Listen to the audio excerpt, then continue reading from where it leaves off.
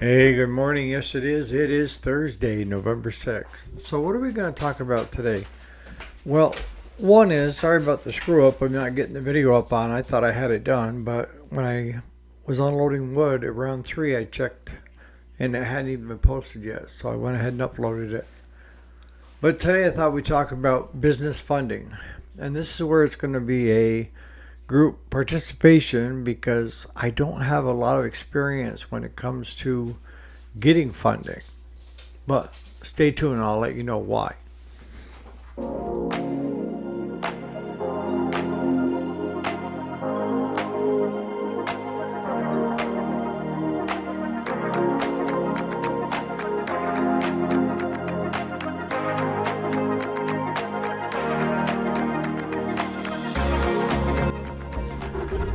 Alrighty, welcome back to the channel. My name is Eric, if you didn't already know it. And yes, this is the weekday, girls. Today is Thursday, November 6th of 2025. Yes, the girls are here. And they're trying to fight over who gets underneath the desk to lay underneath there. They used to both lay under there, by the way, when they were puppies. And they still try to get two of them underneath there, and there just is not room.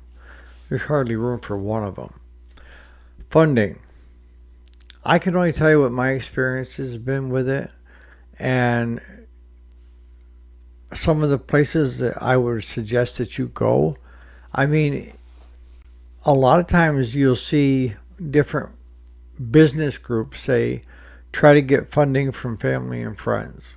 And to me, that's the worst. It is, because it just causes hard feelings unless you're able to pay them back very quickly. And sometimes if you're tying up money, you're not going to see a return for a while down the road. And it just, to me anyways, it just makes for not a good situation. If it works for you, it works for you. If somebody out there listening to this and it has worked, maybe you can comment on how it worked. The other thing I would suggest is like the Small Business Association. I went there. I did their business plan. I did everything that they asked. And I went to them with my idea, but I was already a year and a half in. And I was looking for funding to get it up and going faster.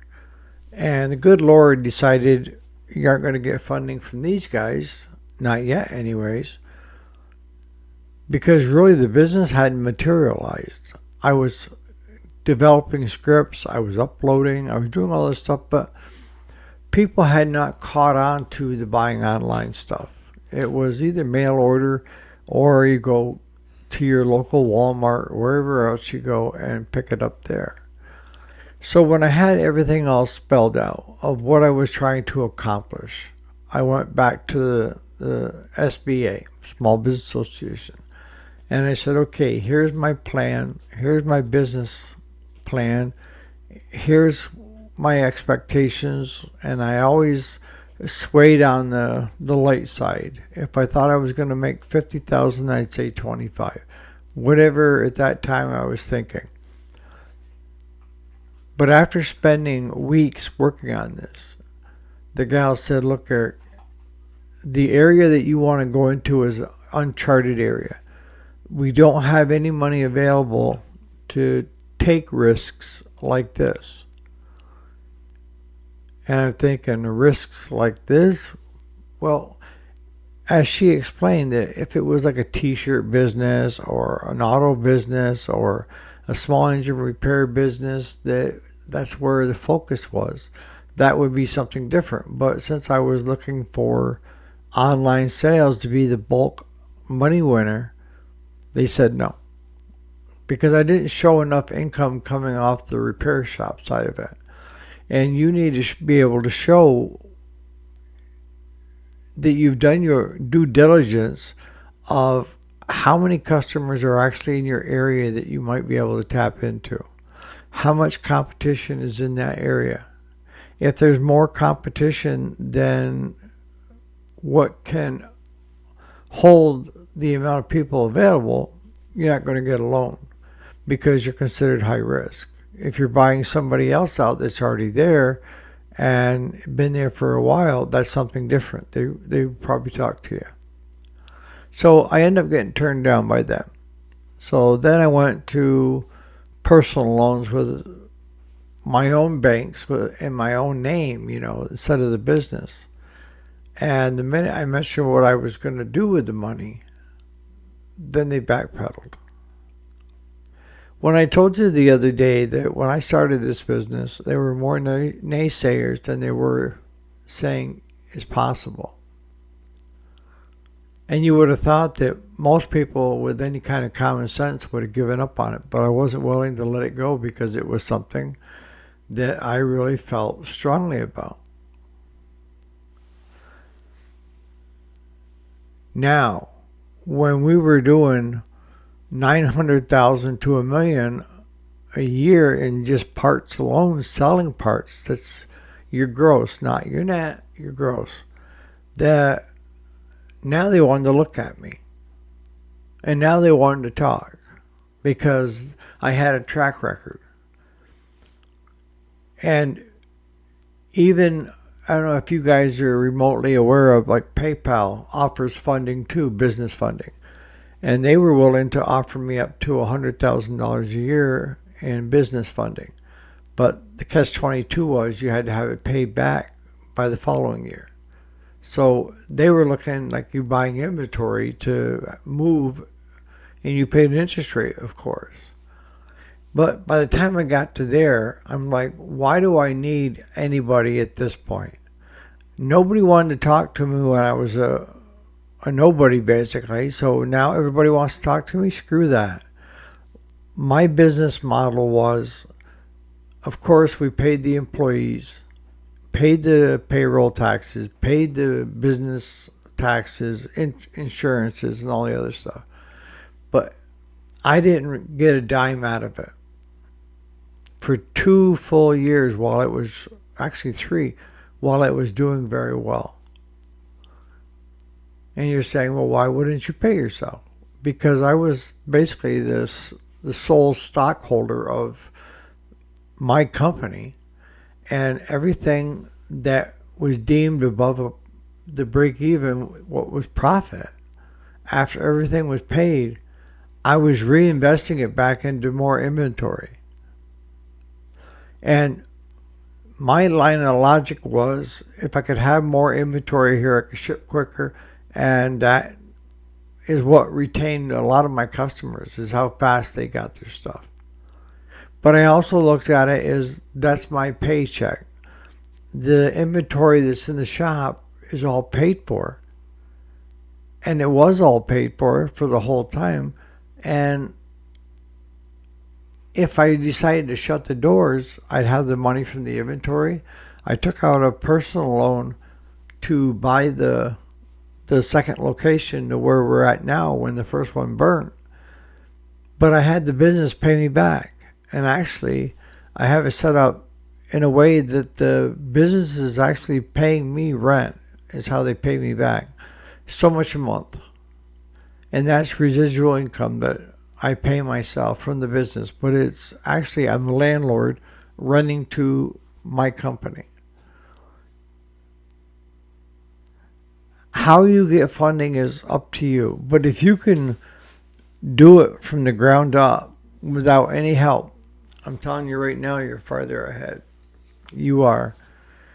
Because you don't have all these loans. And I've seen so many people go out and get all these loans, get a new vehicle, if you get a new enclosed trailer and all the lettering, wrap, or what have you on that truck and trailer, and try to do a mobile service and have the truck, trailer, loans and wrap prices and everything else so that it's insurmountable trying to get over the hump. And what happens if you decide you don't like doing it?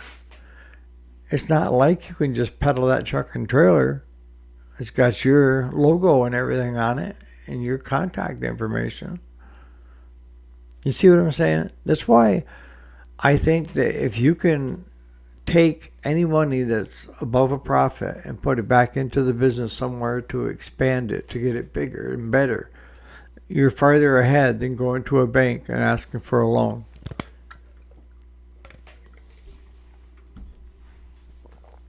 And I can tell you from experience, most banks want to see your income taxes for like the prior 3 years to see are you making a profit or not. If you're a new person and an unknown person, it makes it harder. But in the way it makes it easier too, because if you're doing your taxes and you're doing it in such a way that you're in the negative every year, that's going to have a reflection at the bank too. Because the bank is looking for, a profit. Are you able to turn a profit at the end of the year?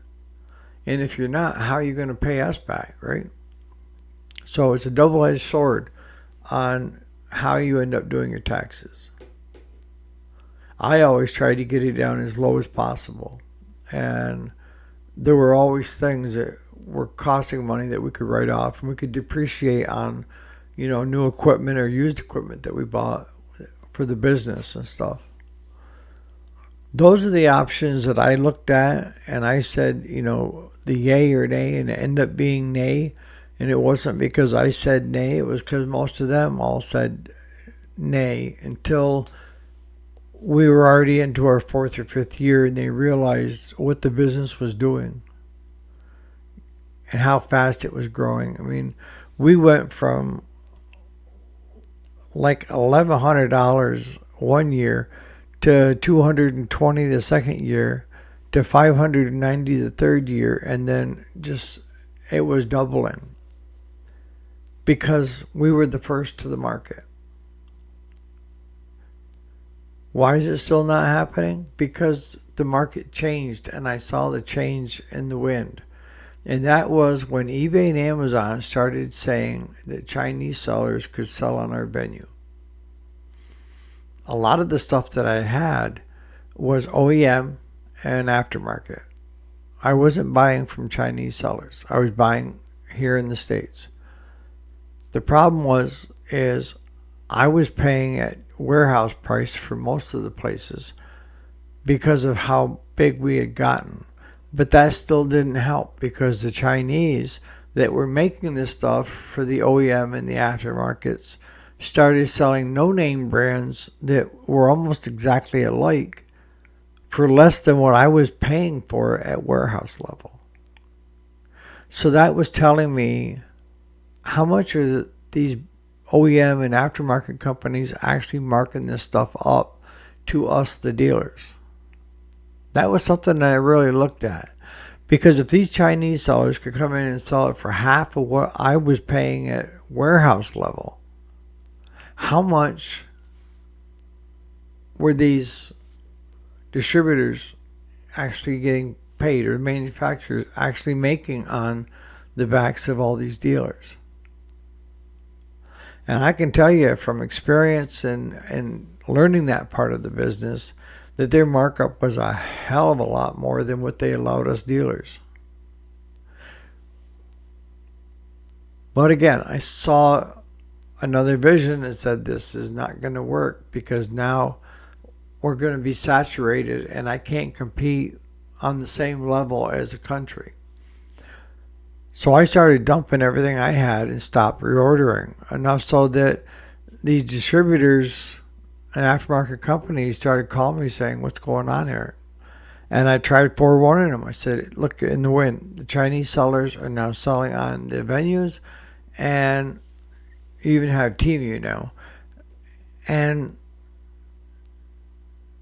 I can't compete with them at what I pay you for those parts. And if you're sitting on a lot of inventory, I got news for you. You better get out from underneath that. And that's what the distributors started doing, was carrying less inventory because they could see the writing on the wall as well. Once I said something, they started looking at it as well. And that's why when you go to, like, I have an account with Gardner Canal. I can go to them for home light carburetors, Oregon, all this other stuff. 95% of the stuff that I go to Gardner Canal and I punch in the part number, it shows 0 for inventory. And a lot of times it's 0 for inventory because Gardner Canal found out that the Chinese are selling it for half of what they could sell it to me for. Why would I go to them when I can go to the Chinese? So it didn't pay to carry that a bunch of inventory of that carburetor per se, because the average person could get it going to eBay, Amazon, or Temu, right? And getting that part for a lot less than what we were selling it to our customers for. So what ended up happening was China and Chinese sellers went directly to the end user, bypassing the manufacturer, distributors, and the dealers. They did. The only time it comes into any kind of an effect is like when you're doing warranty work. The manufacturers want you to use genuine their parts, if available. And that's the other thing they ran into too, is that a lot of them didn't have the parts available. Why? Because the Chinese are selling it already to the consumer. And it was hard pill to swallow in the beginning, because I had customers coming to me wanting, let's say, a home light carburetor, and I'm telling them $69 that I paid $59 for, and they're telling me, oh, I can get that on eBay for less than $20. And they weren't wrong. They weren't lying. You could. Some as low as $12. In the comments, you guys that have worked with banks and funding and all that, what is your experience? Because mine is very minimal, other than being told no. And then being told yes after I was already successful and I didn't need them. So on that note, you guys have a great Thursday, and we'll catch you here bright and early for tomorrow's video. I'm going to work on it right now and try to get it up before 7. All right, guys.